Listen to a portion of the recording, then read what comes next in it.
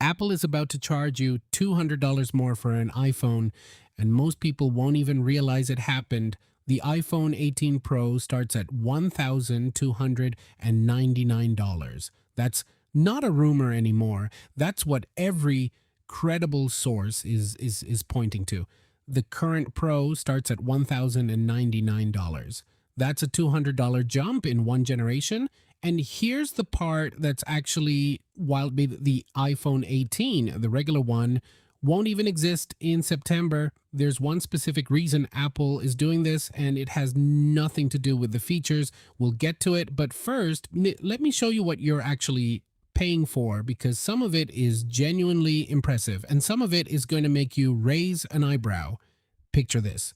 It's September 2026. You walk into an Apple store to pick up the new iPhone 18, and it's not there because Apple didn't release it. They released the iPhone 18 Pro, and if you want the new iPhone, the affordable one, you have to wait until spring 2027. Here's the thing, that's not a supply chain failure. That's a calculated business decision worth billions of dollars, and it affects every single person watching this, like whether you're planning to upgrade or not. There are three things I want to walk you through today: the features that are actually worth getting excited about, the price reality that nobody is framing correctly, and the one camera upgrade that I think changes the whole picture. Let's go. So we are months out from the iPhone 18 Pro reveal, and at this point, the rumor landscape is dense enough that we can actually separate signal from noise. I went through every credible leak: Ice Universe, Sonny Dickson, Ming-Chi Kuo, Bloomberg, Wall Street Journal, and pulled the stuff that has multiple sources behind it. This isn't speculation. This is the picture as it looks right now. And one detail in here around the camera genuinely surprised me. Let's start with the biggest story, and it's not a spec. Apple is splitting the iPhone 18 launch into two separate events: iPhone 18 Pro and Pro Max in September, iPhone 18, iPhone Air 2, and the 18 hit spring 2027. Now, why would they do that? The charitable answer is manufacturing complexity, supply chain management, staged rollout. The real answer is simpler. By removing the $799 base iPhone from the fall launch window, the highest volume sales quarter of the year, every consumer who needs a new phone in September is forced to look at the $1,299 Pro. That's not a coincidence. That's a margin strategy. And it works on carrier contracts too. If your 24-month iPhone contract ends in October, you're not waiting until April. You're paying the premium. Apple knows this. There's also a software angle, and this one's important. iOS 27 is expected to require 12 gigabytes of RAM for the full Apple Intelligence Suite. The large language model runs locally on device. That 12 gigabyte threshold, only the Pro models clear it in September. So if you want the new Siri, the actually capable version, the Pro is the only door in, at least until spring. Okay, design. The iPhone 17 Pro got the major redesign, the camera plateau, the two-tone back. The 18 Pro is not going to dramatically change that. What we're hearing is refinement, not revolution. Colors, though, this is where it gets a little interesting. Cherry red, a new light blue, dark gray staying on the roster. Cherry red specifically is a first for the Pro line.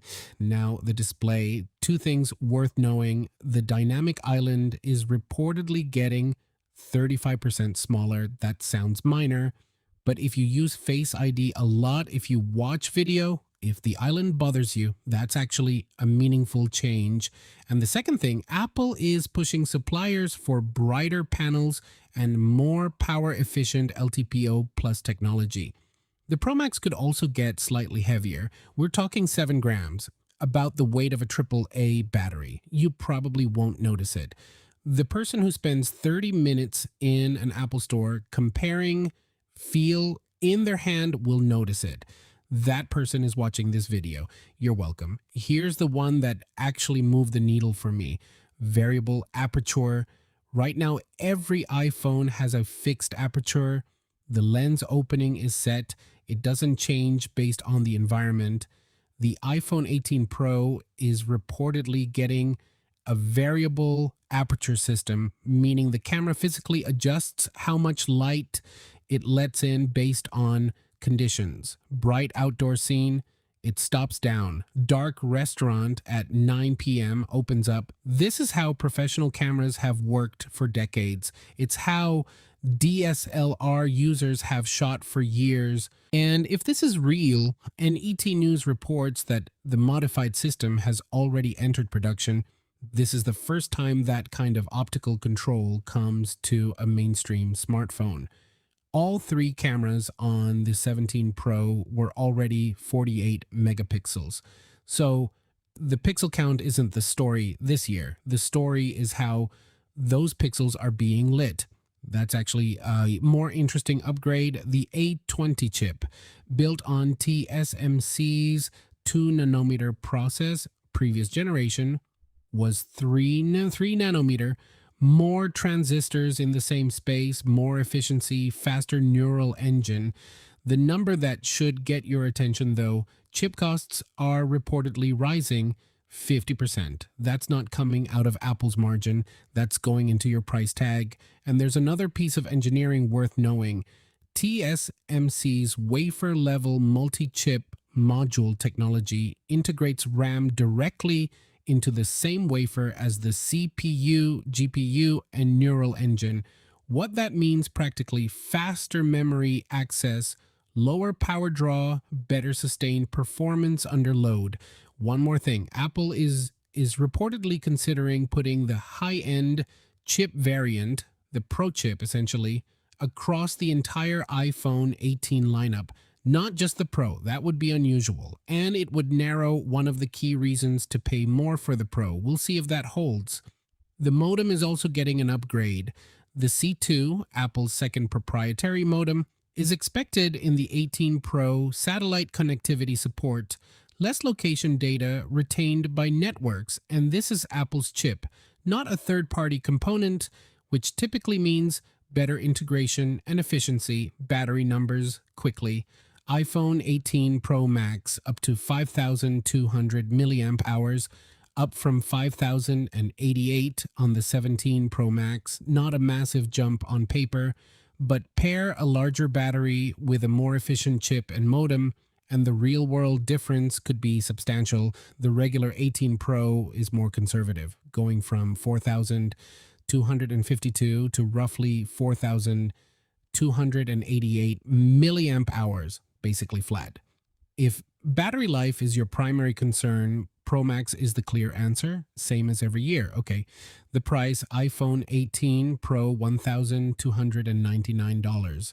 iPhone 18 Pro Max expected $1,399. Compare that to today: iPhone 17 Pro $1,099. iPhone 17 Pro Max $1,199. That's a $200 increase across both in one generation. Tim Cook has publicly acknowledged rising component costs, RAM, storage, TSMC's new process node. The Wall Street Journal did the math on component increases. 1,299 is where they landed. So here's the question you actually need to answer for yourself. Are you upgrading from an iPhone 15 or older?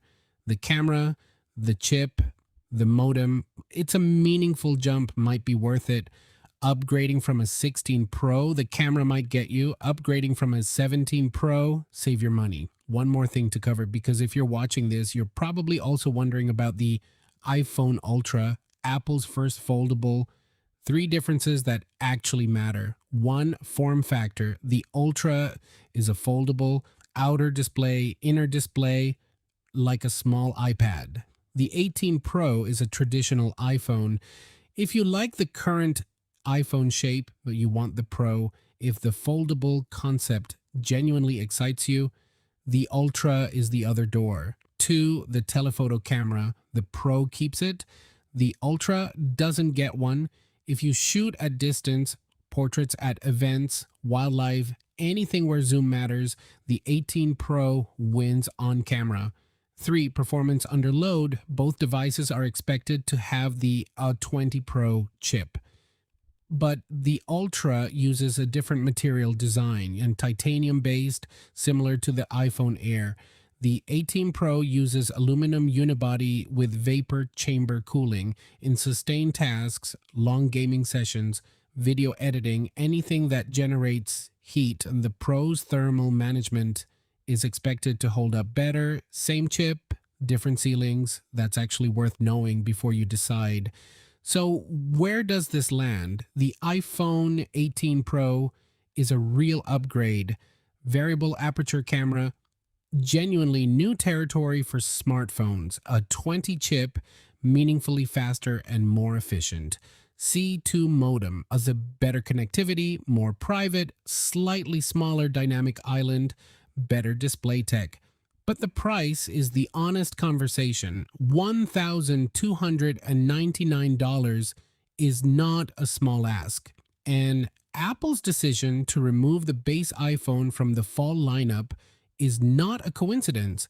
It's a pressure campaign designed to push buyers up the price ladder. If you're on a 15 Pro or older, this is a strong upgrade year. If you're on a 16 Pro, the camera might get you. If you're on a 17 Pro, save your money.